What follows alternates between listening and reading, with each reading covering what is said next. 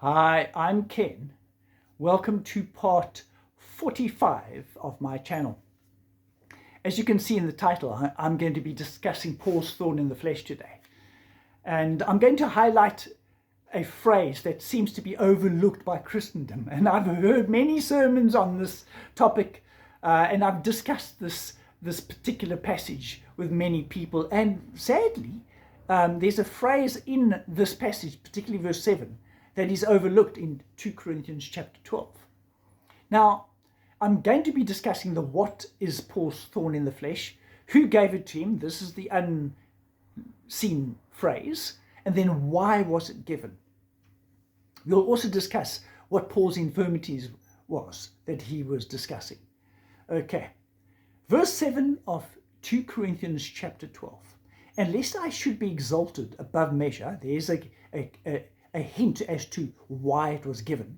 Through the abundance of the revelations, there was given to me a thorn in the flesh. Here it comes. Here's the who gave it to him. The messenger of Satan to buffet me, lest I should be exalted above measure. So in other words, who gave it to him? Was it Jesus? No, definitely not. The messenger of Satan. So Paul's thorn in the flesh came from Satan himself. It had nothing to do with Jesus, nothing whatsoever. Please understand this. It was Jesus. When there are natural disasters, what does the world out there say? Oh, it's an act of God. Hey? So God gets the blame. So anything bad that happens, God gets the blame. No, not at all. In this instance, definitely, it's Satan that gets the blame. Okay, so Paul's thorn in the flesh was directly from Satan himself, and I'll discuss why it was given. But before I do that, or what it was and why it was given, look at verse 8. And this thing I besought the Lord thrice, that it might depart from me. And he said unto me, my grace is sufficient for thee, for my strength is made perfect in weakness. Then Paul's response to that is, most gladly, therefore, will I rather glory in my infirmities, that the power of Christ may rest upon me. Notice he says, I would rather glory in my infirmities, that the power of Christ may rest upon me. What did Jesus just tell him? My grace is sufficient for you, for in your weakness is my strength made perfect in you. So in your weakness, my strength is perfected in you. So does grace say, this is one prayer I'm not going to answer? No, not at all. That's not what Jesus is saying at all. Please understand that. He's not saying, Paul, you're going to have to tolerate this one. I'm not going to deliver you at all. Just this is the one prayer I'm not going to answer. That's not what Jesus is saying. Remember, we are saved by grace through faith. I want to ask you something. Are we kept unsaved by grace? No, we are saved by grace through faith. In Colossians chapter 1, that grace is explained beautifully. It's called deliverance. In whom, verse 13 and 14, in whom we have been delivered from the dominion of darkness and have been translated into the kingdom of his dear Son, Jesus, in whom we have our redemption, our deliverance, through his blood, even the forgiveness of sins. So when Jesus said, my grace is sufficient for you, does grace not deliver? No, it delivers. In 2 Corinthians chapter 1, with the Apostle Paul, in his salutation to the church, he says, grace and peace be upon you. And then later on, it tells you what that grace does. It describes, the Apostle Paul says, how God has, past tense, delivered him, is present tense, delivering him, and will in the future deliver him. So grace always, always, always delivers. You have to understand that. We are saved, or what? Delivered by grace. So please understand that that's exactly what Jesus is saying to him there. Now, when he says, I will glory in my infirmities, what's he talking about? I've heard sermons on, oh no, because the word infirmities means the frailty of his flesh. Okay, so, and I'm going to show you, explain to you clearly what that frailty of his flesh really means in the scriptures. I'm going to let the scriptures explain it to you. Forget about the sermons you've heard. I've heard sermons speak about Paul had some secret sin and that he asked the Lord to deliver him, and the Lord said, no, this is one, you're just going to have to persevere with. That's absolute rubbish. In Romans 6, Paul says clearly, sin will not have dominion over us. Why? For we are not under the law, but under grace. The law is the strength of sin. Grace empowers us to have victory over it. Come on. Yeah. So that sermon, throw that one out. Then other people have said, oh no, quoting Galatians 4, Paul's infirmity was his eyesight. The thorn in his flesh was his poor eyesight. And they quote Galatians 4 where he said, if it were possible, some of you would pluck out your eyes and give it to me so that I could see properly. So Paul had poor eyesight. Lots of Christians have poor eyesight, particularly the elderly. Okay, all right. So, I mean, I can't even see my golf ball land on the fairway when I hit it. So, yeah, that comes with age. That's part and parcel of being a fallen human being. Now, that doesn't necessarily have to be the case, but it's unfortunately just is that way. But his poor eyesight was not his thorn in the flesh. I'll show you what his thorn in the flesh was. Let's go to 2 Corinthians chapter 11. Remember, context. Verse 24 of 2 Corinthians 11. Of the Jews, 5 times received I 40 stripes, save one. That means he was whipped 5 times with 39 lashes. That's pretty bad. And we know that's the cat o' nine tails. That was pretty bad, okay?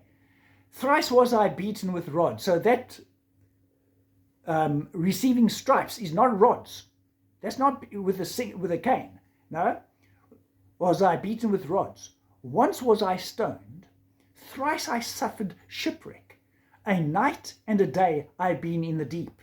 In journeyings often. In perils of the waters, in perils of robbers, in perils by mine own countrymen, that's the Jew, in perils by the heathen, that's the Gentiles, in perils in the city, in perils in the wilderness, in perils in the sea, in perils among false brethren. Yeah, we see that in Galatians and in Philippians, okay? In weariness and painfulness, in watchings often, in hunger. Can you see the frailty of his flesh there?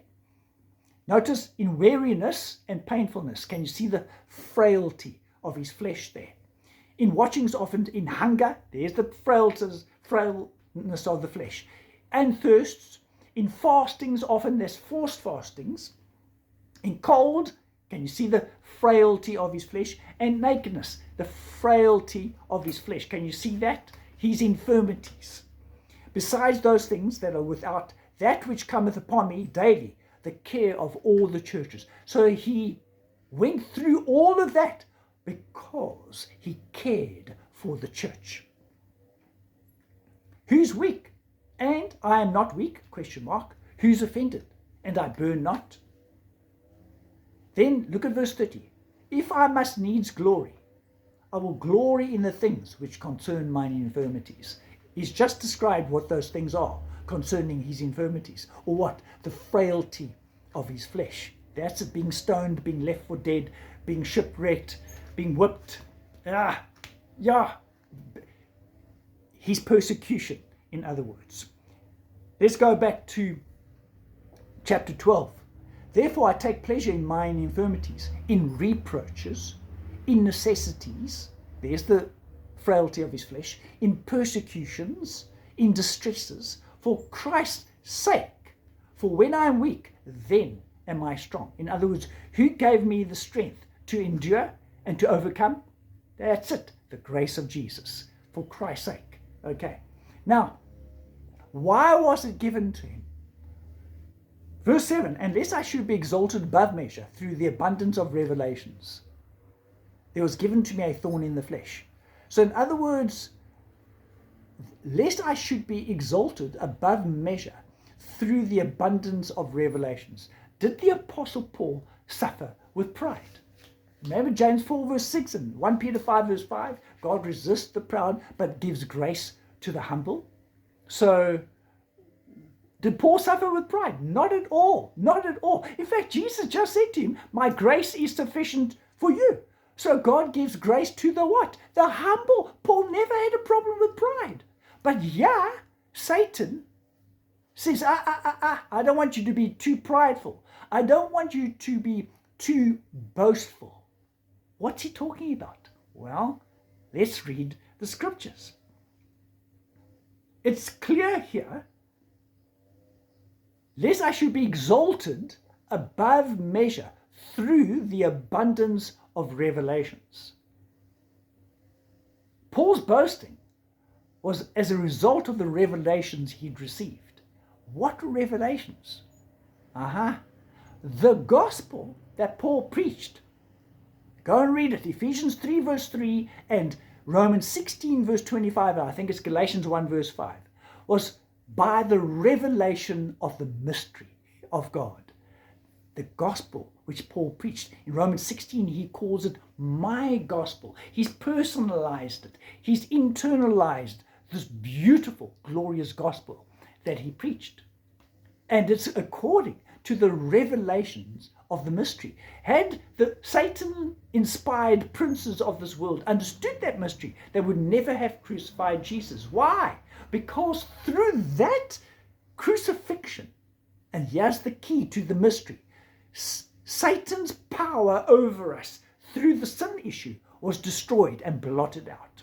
He lost his grip over us through the death, burial, and resurrection. That was all part and parcel of the mystery of God. And God revealed that by the Spirit to the Apostle Paul. And that was the basis of Paul's boasting.